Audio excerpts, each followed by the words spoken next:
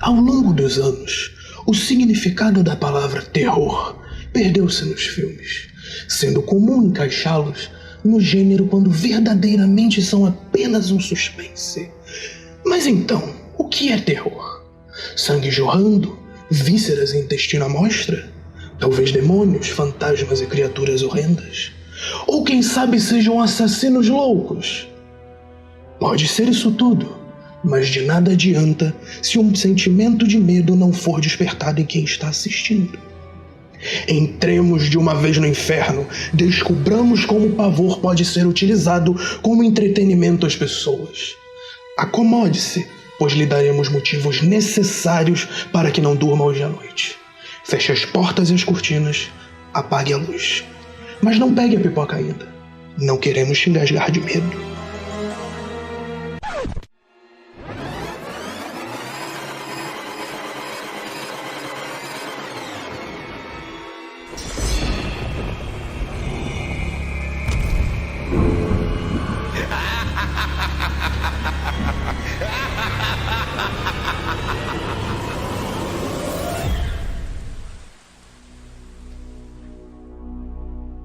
O cinema de horror trabalha à base de etapas. Há um modelo bem perceptível.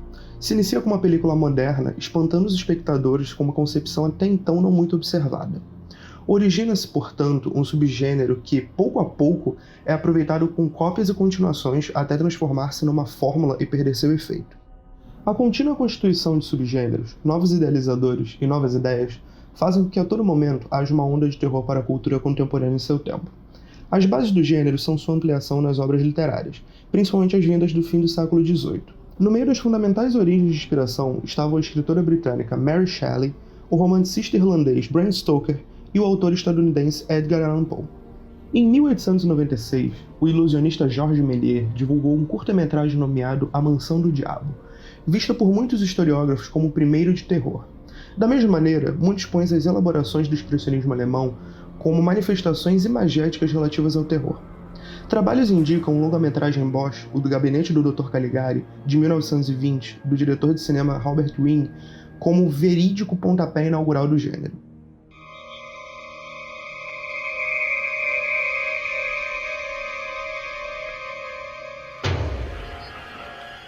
Grandes obras do expressionismo alemão que vão usar também várias questões artísticas da época, como Art Deco, Art Nouveau. Vocês percebam nos formatos geométricos das formas, cenários, que reproduziam as distorções através da aritmética dessas formas, muito geométricas, muito assimétricas também, mas bastante angulares, bastante angulosas, para ir para fora da mente de uma maneira distorcida.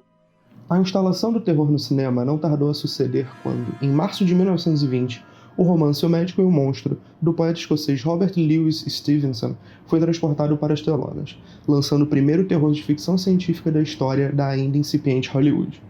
Temos a retratação de universos desiguais, de situações novas de modo lógico, assim como a forte presença de partes fictícias influenciadas em acontecimentos concretos, rodando em torno de experimentações falhas, vírus e, no caso do clássico em questão, de um sábio louco que, discutindo o dualismo humano, encontra uma solução própria para desmembrar as faces positivas e negativas de quem a ingere.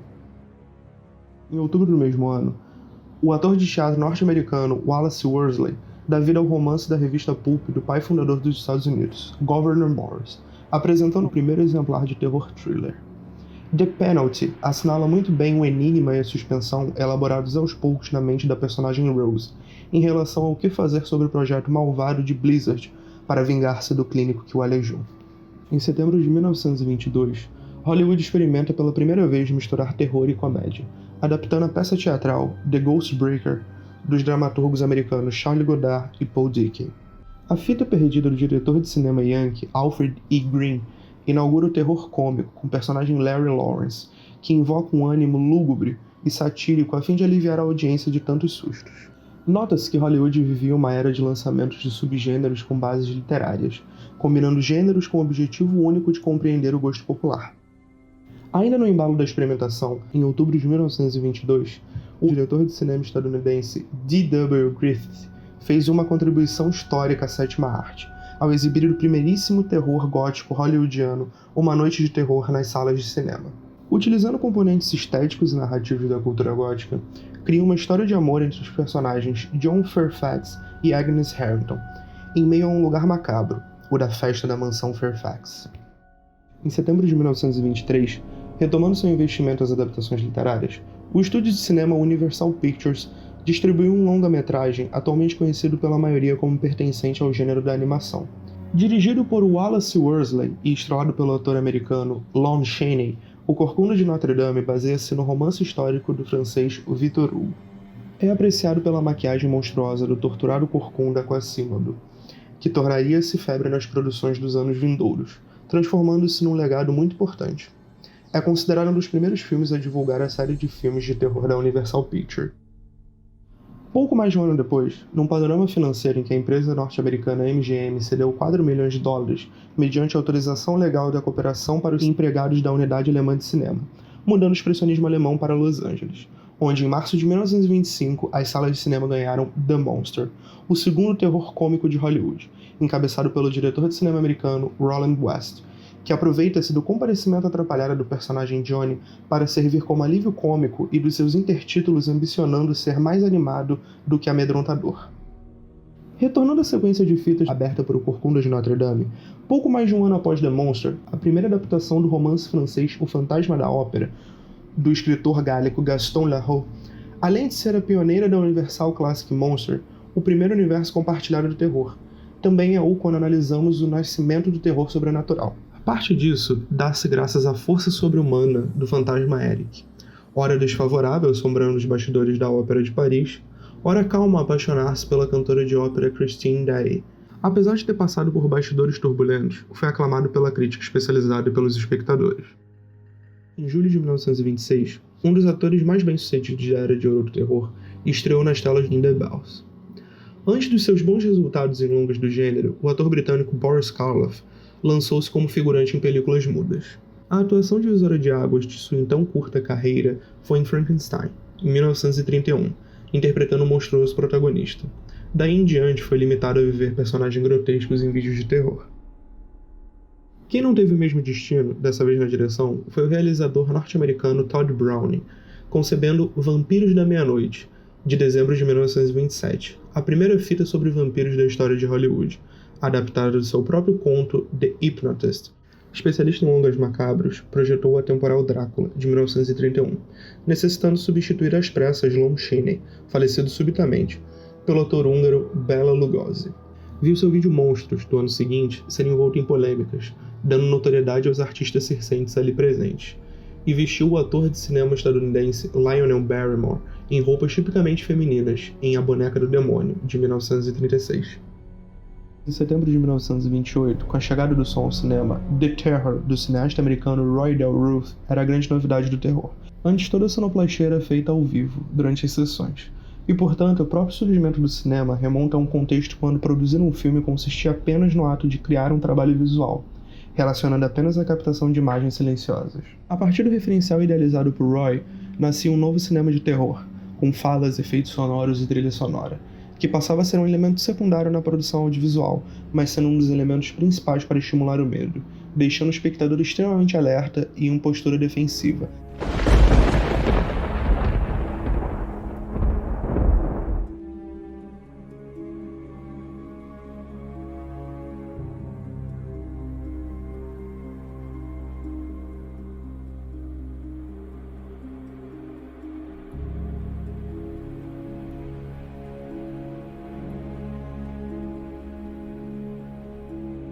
Isso é uma pergunta que ocupa muitos estudos, principalmente na psicanálise.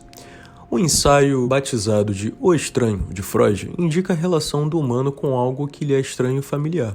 Como esse elemento que causa repulsa também desperta certa atração. Por outro lado, temos a noção da alteridade radical no horror, que nos apresenta uma relação com algo extremamente diferente. Além disso, também vejo um prazer voyeurístico dos espectadores do horror, pela dilaceração do corpo e todo o potencial imagético e ou imaginário do gênero. Foi unicamente na abertura da década de 1930 que os filmes de monstros decolaram na Universal. Este nascer possui como motivo definitivo o meio com que a comunidade da época vislumbrava seus produtos audiovisuais. Os Estados Unidos haviam acabado de se retirar de uma recessão financeira, e o cinema apresentava aspirar fazê-los esquecerem disso. A abstração da Universal era ir no sentido oposto à ocasião, sugerindo a catarse por intermédio da fobia. Já em fevereiro de 1931, Drácula foi um êxito em bilheteria, amontoando cerca de $181 mil. A temática tão aclamada do sobrenatural revigora-se nesta obra cinematográfica baseada nos homônimos de Bram Stoker, onde a iluminação contribui com uma coloração amarelada, deixando tudo mais esquisito, contando com a ajuda dos enquadramentos que elevam a carga dramática. O papel do grande vampiro assinou a estreia cinematográfica de Bela Lugosi. Seu sotaque forte e sua presença imponente fortalecem seu personagem. Por conta de sua magnífica atuação no subgênero, posteriormente foi escalado por diversas vezes para interpretar em longas sobrenaturais. Inspirados no triunfo de Drácula, em novembro de 1931, a Universal Classic Monsters divulgou o atemporal Frankenstein, uma das maiores obras-primas do cineasta britânico James Whale. Acompanhando o cientista maluco, desta vez Henry Frankenstein, criado por Mary Shelley, do famoso romance homônimo que nomeia o protagonista, um ser excêntrico com vestígios humanos criados em laboratório. Vemos bem mais claramente essa pegada mais tenebrosa e agressiva, melhor trabalhada futuramente em narrativas relacionadas a mundos exteriores, que lhe rendeu uma bilheteria vitoriosa de aproximadamente $12 milhões. Apesar de ter sido lançado no mercado cinematográfico com a adaptação de Shelley, Whale também se destacou pelos efeitos especiais inovadores de O Homem Invisível, de 1933, e pela inventiva continuação A Noiva Frankenstein, de 1935, demonstrando que sua direção progrediu em muitos aspectos durante 4 anos. As consequências positivas mostram-se como o retorno de uma coletividade sobrevivente a uma era de horror e animada para enfrentar seus pânicos, isso bota o monstrengo num papel superior ao de uma fácil brincadeira escapista. Os monstros e assassinos que cometem as mais variadas atrocidades nos filmes representam nosso desejo inconsciente de atos impraticáveis também. Eles fazem o que nosso racional e emocional nos impedem de fazer. Esses monstros são representações de nós mesmos. Basta destacar que o mais perverso que possa ser feito em um filme de horror é uma invenção de um autor, um roteirista ou diretor. Ou seja, foi pensado por uma mente, a princípio tão sã quanto a nossa.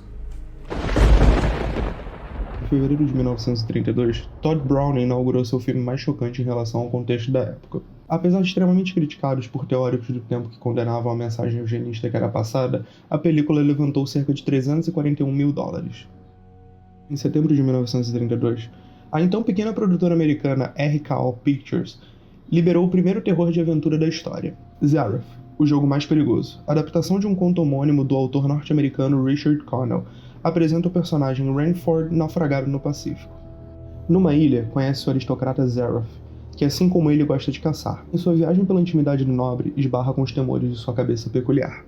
Dirigido pelo roteirista Ernest B. Schoedsack e o diretor de cinema Irving Pico, o primeiro posteriormente dirigiu em conjunto com o cineasta Merian C. Cooper o esplendoroso King Kong de 1933, e sua continuação do mesmo ano, O Filho de Kong.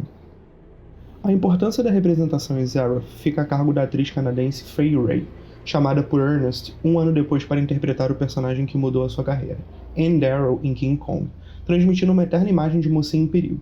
Em maio de 1933, a subida do mamífero protagonista de King Kong ao topo do Empire State Building trouxe cenas icônicas para toda a cultura pop e uma bilheteria de tremendo sucesso de $5,3 milhões, além de alavancar o nome de Merian C. Cooper, conquistando-lhe inúmeros prêmios pelas futuras produções.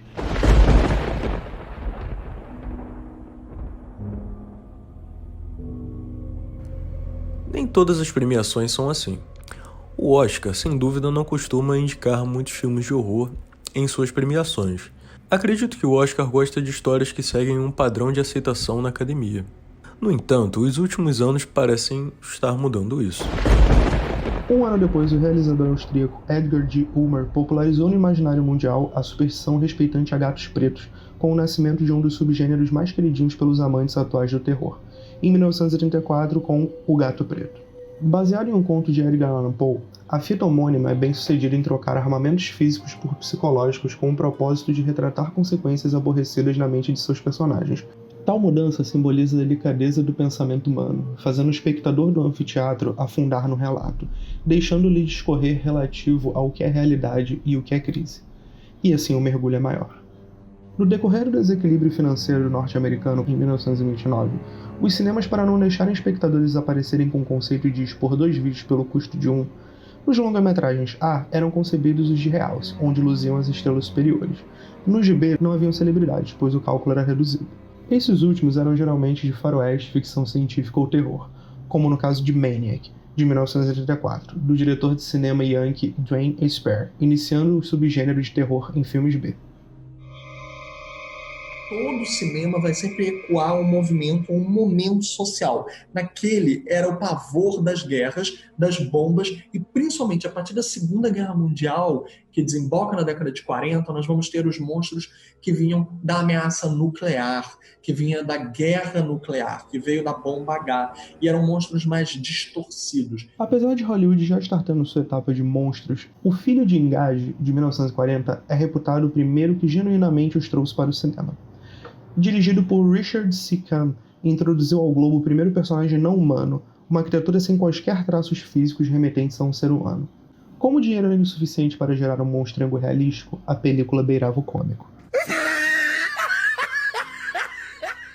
Em dezembro de 1941, o filho do consagrado Lon Chaney, o ator estadunidense Lon Chaney Jr., desponta nas telonas com O Lobisomem, interpretando seu personagem mais famoso. O feito possibilitou sua participação em A Alma de Frankenstein, de março de 1942, e O Filho de Drácula, em dezembro de 1943.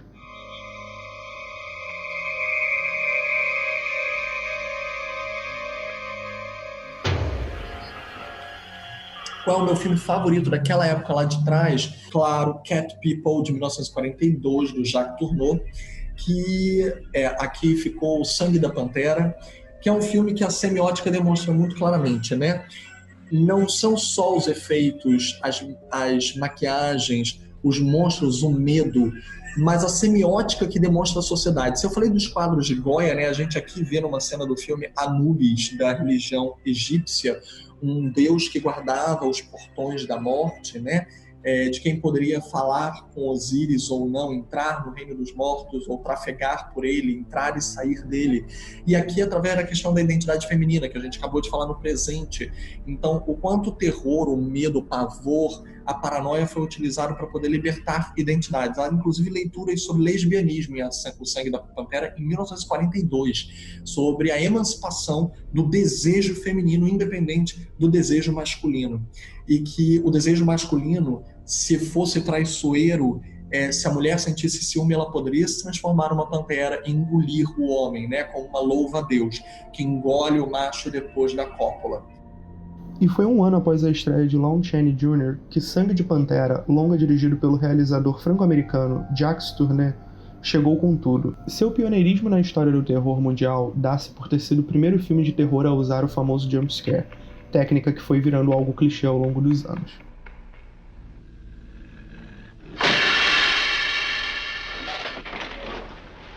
Então o terror, ele não serve só para dar susto, para dar medo e para representar a sociedade, mas para emancipar mesmo certos direitos e questões que acompanham seus momentos históricos, da representação social. Quando hoje a gente sabe o quanto o terror é elegante em representar a sociedade e fazer críticas sociais com muito mais liberdade do que muitos outros gêneros conseguem fazer. Esperamos do fundo de nossos corações que tenhamos perturbado suas mentes o suficiente para que tenham uma semana recheada de temerosos pesadelos. Enfim, até a próxima. E se eu fosse você, eu não olharia para trás agora.